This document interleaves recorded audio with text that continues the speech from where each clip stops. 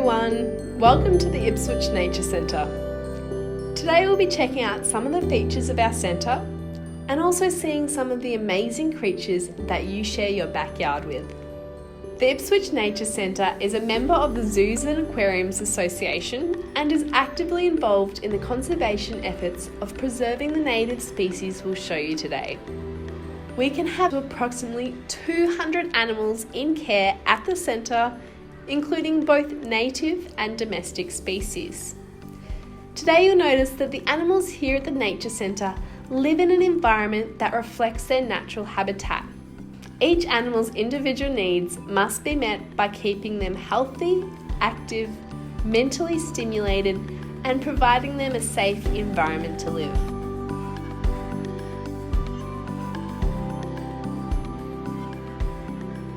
Our first animal to introduce is Benny the Lace Monitor. You may notice that he had his light on in his log. This is kept on at different times of the day to help him regulate his body temperature, as he is a cold-blooded animal. These guys are commonly found in our local bushland and conservation estates. Across from our lace monitor are our swamp wallabies, who are also found in our local bushland and conservation estates hopping around. Wallabies are basically medium-sized kangaroos, and these particular species eat leaves, flowers and bark in the wild. But at the Nature Centre, they also eat special pellets and hard vegetables. Another animal who also feeds on leaves, flowers and bark, as well as fruit and seeds, is the red-tailed black cockatoo. They share a similar habitat to the rainbow lorikeets, which is why you can find them together here at the centre. The animals here at the centre have either come to us from special breeding programs because they're not able to live in the wild anymore, or they've been donated.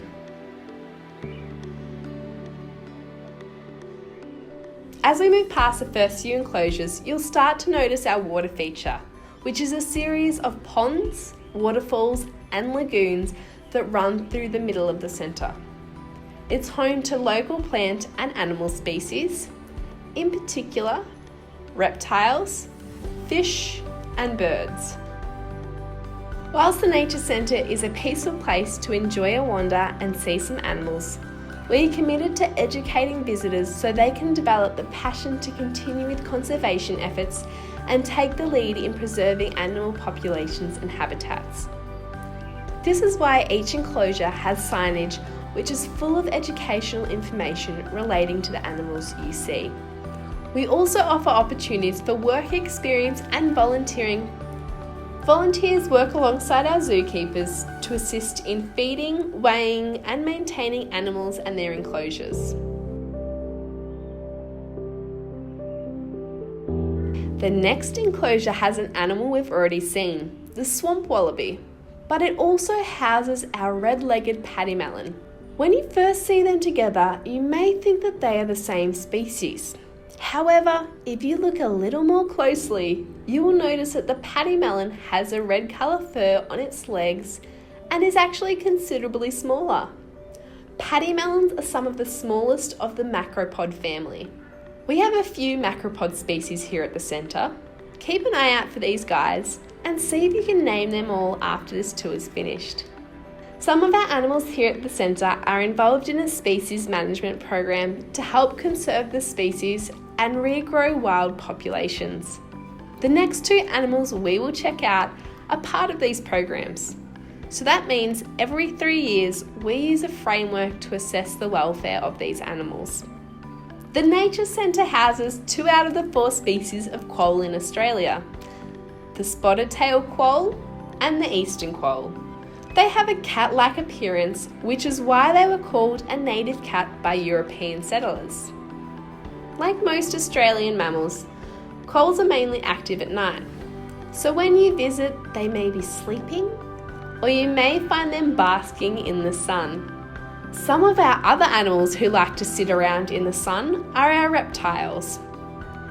The centre is home to a few different species of reptiles, including turtles, snakes and lizards who live in these enclosures. Some wild species can also be found hanging around the water feature, in particular lizards. Next up is Millie the Wombat. She is a common wombat who lays cube-shaped scats. Millie is very active at night, digging holes and making the most of the new additions to her enclosure. But during the day, she enjoys having a snooze in a burrow that is temperature controlled. The next enclosure we look at has special features to cater for the animals that call it home. Generally, when people visit our greater bilbies and Spinifex hopping mice, they are in their nighttime cycle. But today, you'll be able to see what it looks like when our zookeepers are doing their daily maintenance. These species are very cute and are generally found in semi-arid and desert areas of Australia, which is why they burrow to hide from predators and to keep cool. Council partners with Save the Bilby Fund to protect the species and educate people on their importance. Come and celebrate National Bilby Day with us each September. Sometimes, before you get to the next enclosure, you can actually hear the animal before you see it.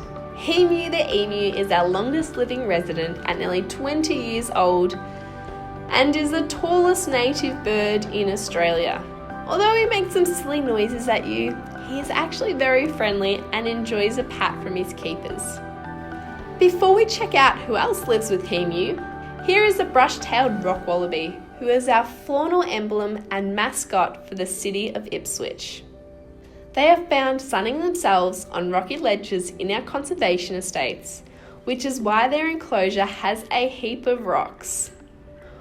Whilst we house one of the smallest macropods at the centre, we also house two of the biggest, the eastern grey kangaroo and the red kangaroo.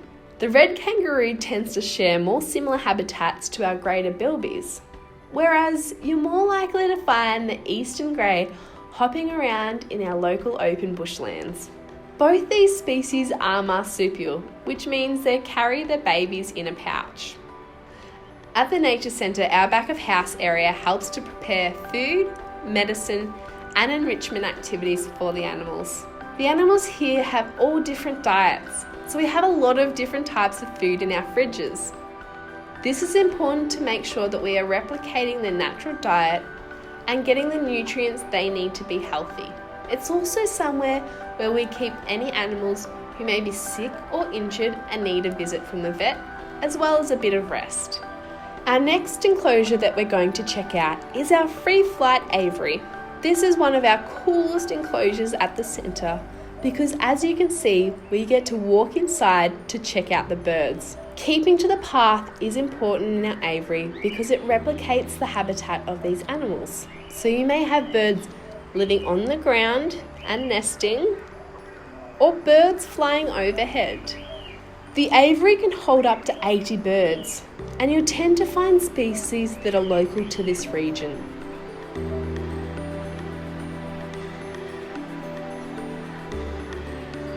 The birds that live in here are fed twice daily on a variety of seeds, fruits, meat or nectar mixes.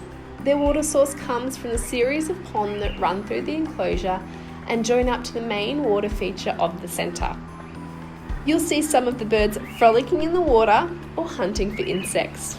At certain times of the year, we also install nest boxes to help with breeding of our birds.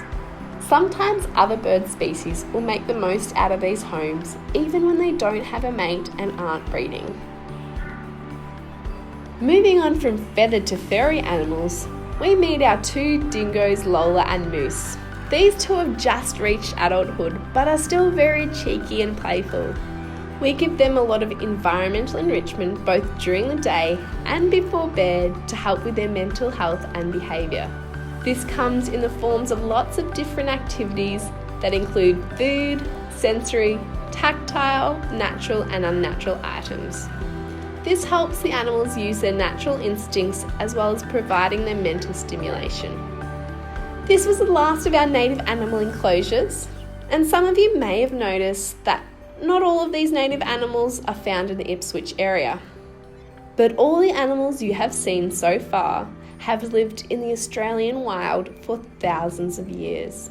With most of us living with wildlife close by, we need to gain a better understanding of their needs as the world evolves. That's why zoos and nature centres, like ours, help with the continuous research to make sure we can continue to see our native wildlife for future generations. Our last enclosure to see is our barnyard area.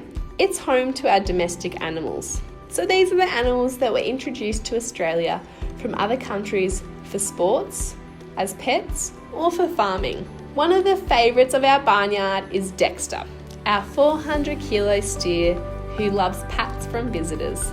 When we were closed due to COVID restrictions, Dexter really missed his pats, but he was spoiled enough to get daily massages from our keepers. Before you exit, you may notice our sponsor board and donation stands. These funds help us to continue to care and conserve the species here at our centre. Thanks for coming along on the tour with us. We hope to see you back at the Nature Centre soon to learn more about our wildlife. This may start you on the journey to help develop a passion to continue with conservation efforts and take the lead in preserving animal population and habitats for future generations. Thanks very much again, guys. See you soon.